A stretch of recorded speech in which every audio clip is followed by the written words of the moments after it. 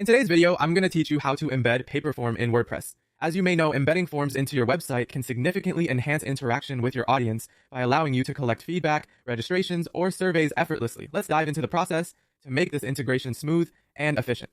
First, you'll want to head over to Paperform and log into your account if you haven't already. Once you're logged in, you can either create a new form or choose an existing form that you wish to embed on your WordPress site. Having your form ready at this step is crucial, as this is what you'll be embedding later in the process. Take your time to customize your form as needed, ensuring it meets the specific needs of your website's purpose. Next, it's time to grab the necessary embed code. In Paperform, navigate to the Share section and select Embed.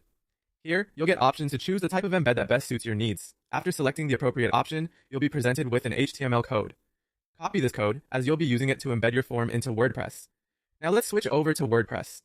You'll need to decide where you want your form to appear. Open the page or post where you want to place the form by using the WordPress editor. This might seem basic, but making sure you're editing the correct post or page is a key step some might overlook.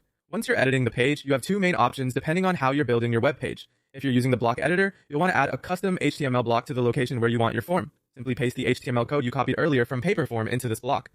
Alternatively, if you're using Elementor, add an HTML widget and paste your HTML code inside it. Both methods essentially allow you to insert the code seamlessly into your page's structure. After you've embedded the code, the final step is to ensure everything looks and functions as you expect.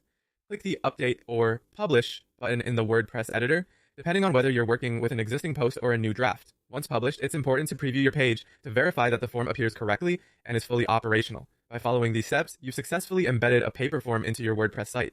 This not only enhances your website's functionality, but also creates more interactive and engaging elements for your visitors. If you have any questions or run into any issues, feel free to check out additional resources or community forums for help. Thank you for watching, and enjoy your newly enhanced website.